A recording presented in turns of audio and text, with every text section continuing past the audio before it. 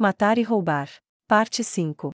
O centro de comando unificado da linha de frente sempre foi barulhento, mas ficou ainda mais com a situação de guerra finalmente mudando. Provavelmente continuaria movimentado mesmo depois de terem vencido a guerra, pelo menos até que os funcionários civis chegassem para supervisionar a ocupação. Nesse momento, os estrategistas estavam compilando as informações transportadas por mensageiros de diferentes lugares, examinando cada peça e fazendo um grande esforço para consolidá-las em um mapa de batalha abrangente. Eles ainda tinham os cálculos para as baixas, bem como a gestão dos prisioneiros de guerra. Outras tarefas diversas, como lidar com os cadáveres, foram adiadas para mais tarde, pois estavam no meio da luta agora. De qualquer forma, apenas informações precisas, sem qualquer falsidade, chegaram ao general Valerian Aubigny. Por isso sentiu um alívio do fundo do coração quando recebeu a notícia que esperava. Vossa Excelência, finalmente rompemos aquelas linhas defensivas élficas. Com isso, os contra-ataques do inimigo foram reduzidos em 70%, sentimos que eles foram enfraquecidos demais, mas isso pode ser atribuído à ausência de pessoas fortes nas forças inimigas. Ainda assim, os inimigos restantes escaparam para a cidade, esperando para fazer emboscadas em diferentes lugares. Como devemos proceder?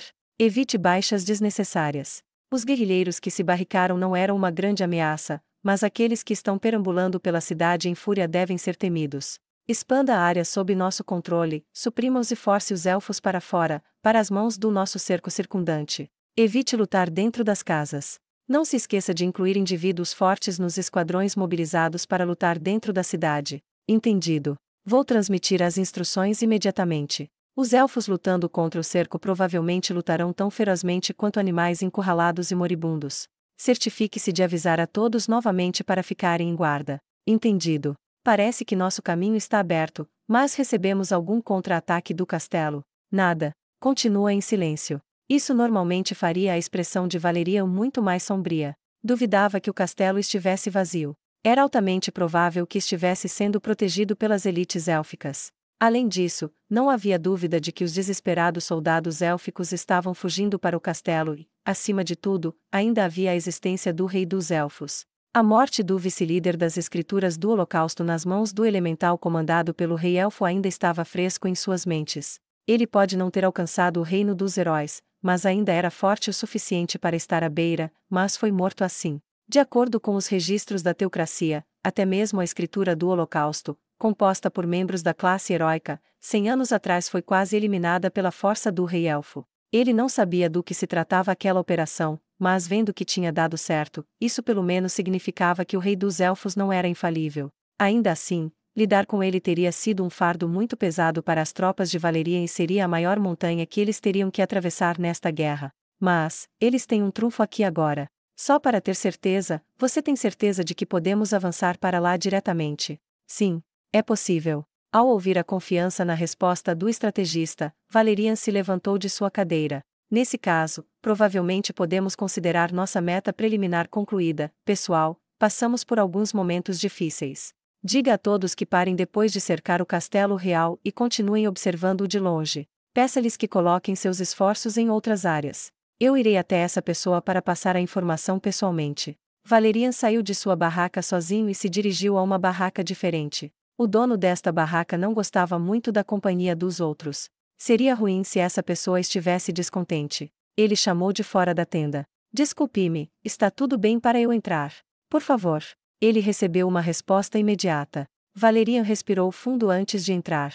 Ela certamente não era uma pessoa perigosa. Ele havia trocado cumprimentos leves com ela em sua chegada e sentiu que ela era uma pessoa racional. No entanto, quando confrontado com uma pessoa das escrituras negras, alguém que estava no reino dos heróis, ou alguém que excedeu o reino dos humanos, até mesmo Valerian precisava de uma certa determinação. Mesmo sabendo que eles não o atacariam, ele exigia o tipo de estado mental que era necessário para enfrentar um carnívoro gigante diante deles. E havia mais uma coisa. Mesmo entre os heróis, aquele dentro dessa tenda era meio que especial para a teocracia. Diferentes raças humanoides poderiam produzir filhos entre eles, mas esse tipo de pensamento era um tabu na teocracia. Para a teocracia, que pensava que apenas os humanos deveriam florescer, todas as outras raças eram inimigas, mesmo que fossem humanoides. Dito isso, essa política era relativamente nova e só havia sido praticada por um século e algumas décadas. Antes disso, a teocracia também levava em consideração as outras raças humanoides, sendo a política que elas deveriam dar as mãos e lutar contra as outras raças. A pessoa dentro desta tenda foi considerada um dos motivos dessa mudança. Ela era considerada a mais forte da teocracia, e sua vida útil era extremamente longa. Ela também era supostamente a aprendiz da pessoa conhecida como a divindade guardiã de sua nação. Isso era tudo que Valerian sabia. Entre essas informações vagas, havia também algumas coisas que ele sabia serem verdadeiras. Uma era que ela não era alguém com quem até mesmo um general como ele pudesse ser rude. Claro, ele nunca tinha pensado em olhar para o ápice da ordem natural. Ele enrolou o pano que cobria a entrada e entrou, ao que viu uma cadeira simples, uma cama e uma mesa com um capacete em cima. A tenda não era muito diferente das outras ao redor, mas a mobília interna era comparativamente bem feita. Estes foram trazidos da teocracia usando teletransporte, mesmo a tenda dele um general não tinha coisas tão boas. Ele a encontrou pulando no meio da decoração, vestindo uma armadura deslumbrante. Aconteceu alguma coisa. Talvez ela estivesse fazendo algo que Valerian não conhecia. Por exemplo, um tipo especial de ritual. Não foi nada de especial. Eu simplesmente não me sinto calma a menos que eu mova meu corpo ao redor. Sem dúvida. Ela continuou a pular por mais alguns segundos e finalmente parou. Você não precisa ser tão educado. Você é meu superior em certo sentido, afinal. Embora ela dissesse isso, não parecia que ela pretendia mudar seu próprio tom ou o ar de superioridade que pairava em torno dela. Não, eu certamente não posso concordar com tal pedido, não com a força mais forte da teocracia e aprendiz da divindade guardiã. Muito rígido. Bem, eu não vou te impedir se você quiser ser assim. Tirando isso, vendo que você está aqui, posso presumir que é sobre isso. Sim.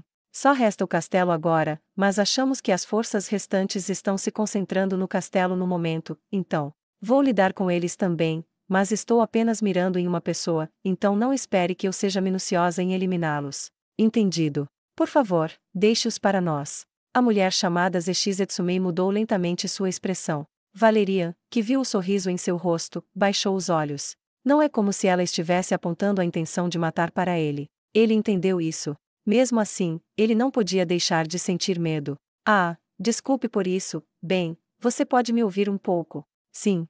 Se você está bem comigo. Honestamente falando, você poderia dizer que eu realmente não odeio, porque ele nunca me machucou diretamente. Você também pode dizer que ele não fez nada paternal, mas do ponto de vista dele, não é razoável pedir a ele. É perfeitamente possível que ele nem soubesse da minha existência, afinal, foi minha mãe que guardou o rancor dele. Então, você poderia dizer que meus sentimentos neste assunto são apenas o que minha mãe incutiu em mim. Como ele deveria responder a ela? Ele deve concordar ou negar. Em primeiro lugar, ela realmente disse que era filha do rei elfo. Então, quem no mundo era sua mãe? Pergunta após pergunta passou por sua mente. Ela ignorou Valerian, que não pôde responder por confusão, e continuou com seu discurso. Ele entendia agora. Era apenas ela falando sozinha. Ela não esperava uma resposta. Então eu deveria estar direcionando meu ódio para minha mãe, certo? Para aquela que me deu emoções tão problemáticas, mas ela já está morta, então não posso descontar nela. Talvez seja por isso que estou direcionando esse ódio ao meu pai como substituto. Se eu realmente quero limpar meu ódio, eu deveria estar direcionando-o para as coisas que minha mãe amava, certo? O clima da conversa mudou. Valerian tentou ler sua expressão. Ela ainda estava sorrindo. Nada mudou. Mas, aquele sorriso era real. Ele engoliu em seco inconscientemente. Ele temia que sua resposta pudesse se tornar o gatilho que causaria a destruição da teocracia. Ela provavelmente sentiu a tensão dele, enquanto seu sorriso se tornava amargo. Ah, eu fiz de novo. Desculpe. Eu assustei você. Eu não estava dizendo que faria da teocracia o alvo do meu ódio, porque, considerando todas as coisas, eu amo a teocracia. É isso mesmo? Isso é ótimo. Ele não pôde lhe dar uma boa resposta, mas o alívio se espalhou dentro de Valerian. Mas, eu não sei porquê. Eu só me pergunto se posso realmente me sentir livre depois de limpar esse ódio que minha mãe queimou em mim. Eu me sinto um pouco tímida falando sobre coisas assim. Isso é provavelmente o que eles chamam de fase temperamental. Eu vejo. Se fosse um dos meus conhecidos, eles estariam brincando sobre a minha idade agora. Desculpe por não ser atencioso o suficiente. Ela continuou, sem se incomodar com a reverência de Valerian. Eu me pergunto o que minha mãe sentiu. E? O fraco só pode ser pisoteado, então torne-se forte. O sentimento certamente não está errado. Duvido que houvesse alguma necessidade de treinar uma criança tão estritamente, mas, novamente, é provável que eu não tenha sido a única treinada para quase a morte durante a infância. Pode haver alguém que esteja recebendo treinamento mais rigoroso do que eu para se tornar mais forte. Com isso em mente, estou apenas sendo uma criança mimada, não estou. Sobre isso, é difícil dizer com certeza, eu acho, mas como devo dizer?